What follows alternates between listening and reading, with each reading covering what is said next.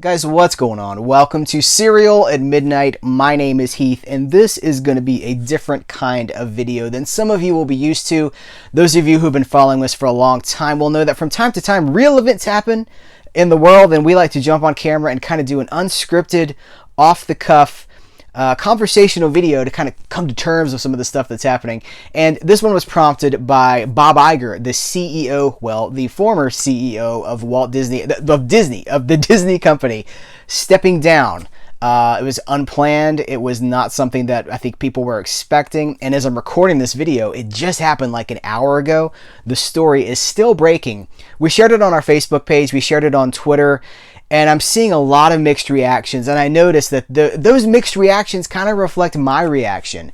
And so in this video, we're not reviewing anything. We're not talking about any products or anything like that. We're just trying to talk about, like, what do we make of this?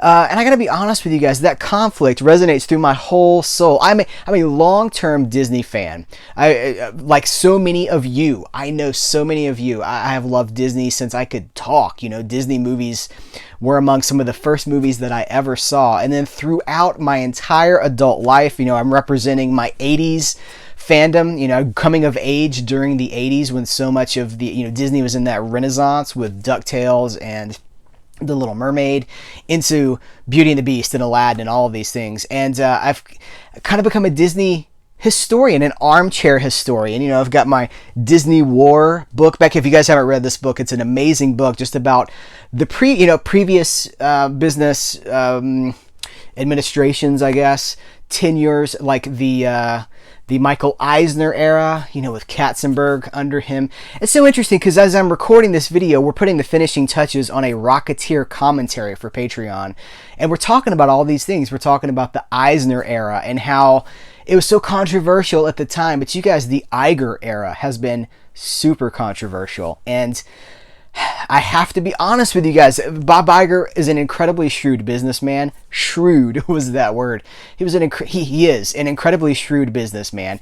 His tenure with the Disney company has seen the biggest growth that I think has been in the company's history. It was under Bob Iger when he came on in the mid-aughts, that, you know, they acquired Pixar, Disney acquired Marvel, Disney acquired Lucasfilm. Acquisition, building that library, planning. You know, I think they've had Disney Plus in the pipeline for a long time. Acquiring 20th Century Fox, I almost forgot that one. And there are videos on this channel. If you go digging, there are videos on this channel where I talk about not being in favor of the 20th Century Fox acquisition, being kind of upset with Disney. And so this news kind of strikes me as like on one hand, I'm like, well, he did a lot of stuff to grow the Disney company, to grow the Disney brand. On the other hand, I have really struggled as a Disney fan under his time in charge. And I don't even know how to convey some of what I'm feeling because it's not necessarily something I can point to on paper because, you know, there's been some really good things that have come out in the last 15 or so years, you know, but we have to look at like the remakes, all of these live action remakes, you know, that's Iger pushing the Star Wars acquisition, good or bad, the Star Wars movies, the sequel trilogy, even the plot that, you know, people complain about the plot. Sometimes they'll be like, well, they didn't plan it out ahead of time. A lot of that plot came from Bob Iger. If you listen, he has a book, you know, this is not news, but he has written an autobiography and it's kind of, an inside peek. I don't know that he was expecting to still be at Disney when that book was published, but it kind of tells you there's some warts there in his tenure. You know, we as a parks fan, as a Disney parks fan, you know, my wife and I, and in Midnight, we would go to the parks a couple of times a year because it's kind of close to us. We're able to get there within a day's drive. And we don't do that much anymore because the ticket prices have gone so high. They've just gone through the roof. And it's not all about money, but that's a big part of it, is I feel like the Disney experience has kind of become this premium experience. Oh, if you like Disney, that's a premium experience. And I think that there's always been that to a certain degree, but I don't think that Walt ever wanted, Walt Disney, the founder of what we're talking about, I don't know that he ever wanted Disney to feel like a premium experience. He wanted Disney World, Disneyland to be a park where people could bring their children. You did not have to worry about, he wanted it to always be kept well, to be accessible, and there's profit to be had in there, certainly, but I found a ticket from when I was a kid. I think it was from 1998. Okay, I found the ticket. I guess I wasn't a kid. I was in college in 98. But it was a ticket, and it was like $30 to get into the Magic Kingdom. And this was after the ride ticket. You didn't have to have an e-ticket or anything like that. It was like $30 to get into the Disney park. You translate that now, it's a big commitment for a family to take to go to Disney World. Bob Iger is a big part of that. He really is.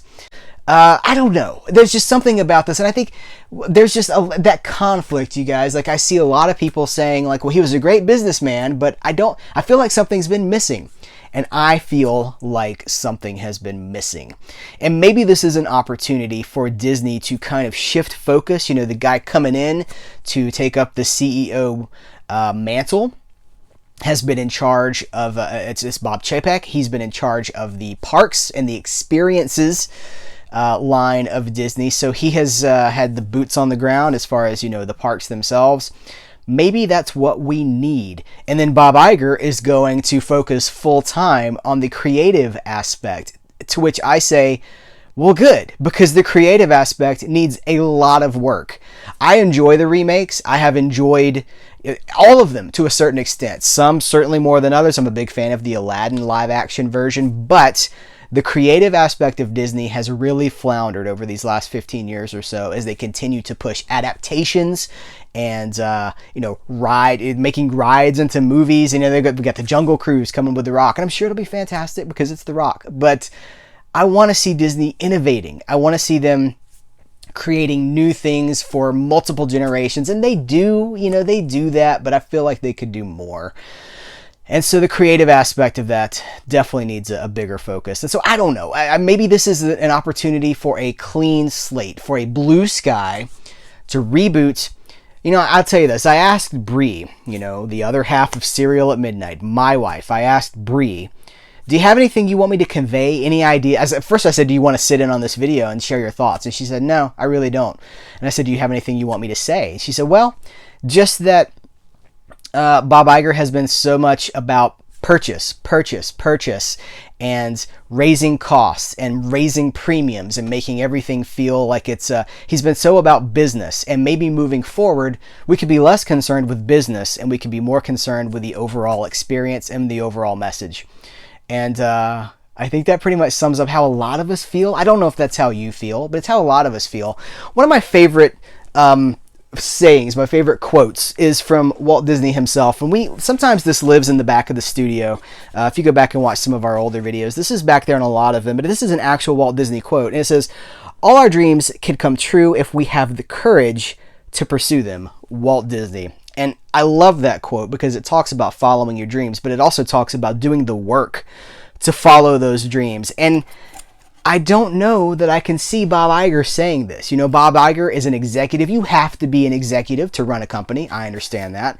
But I feel like his number one goal, and I think he himself has admitted this in his book, his number one goal was to make money for the shareholders and to fill the Disney library, to acquire. That was his goal. His mission was to acquire. Not to make, not to create. So now that he's going to creative, this is an opportunity. And I don't know. I'm going to wrap it up soon because this is just kind of, it's just off the top of the dome, you guys. I'm not, there's nothing scripted. There's nothing planned here. I'm just kind of sharing my heart with you guys. I have felt a distance from Disney over the last decade plus, and maybe this is an opportunity for things to kind of work themselves out. I've never strayed from Disney. I'm not turning my back on Disney. I have not done that. I'm just saying, the love that was there in my teens, my younger years, my teens, my 20s, I have not necessarily felt in my 30s. And I don't think it's because I've gotten older. I think it's because the product has changed in a way that has not necessarily been maybe for the best. You think about Disney now, you're thinking about Marvel, you're thinking about Star Wars, you're thinking about Pixar, but are you thinking about the core? Are you thinking about a value? Are you thinking about a feeling, a wholesomeness? You know, are you thinking about Star-Lord? Are you thinking about like an intangible feeling that you get when you think of that company? And for so long, the company had that intangible feeling attached to it. For me, it hasn't really in a while, but I want it to have it again. So maybe with Iger stepping down and going on to the creative aspect of things, this is an opportunity for everything to improve and to get better. But I don't know, that's kind of just sharing my thoughts. I would love to know what you guys think about this topic and about this conversation. So please, let's engage in the comments below this video, and let's just say, you know, I don't think there's a right or wrong answer. I want to say that this is going to get thumbs up, it's going to get thumbs down. I don't care. I really don't care. What I care about is honest conversation, open conversation. How do you feel about this, and why do you feel that way?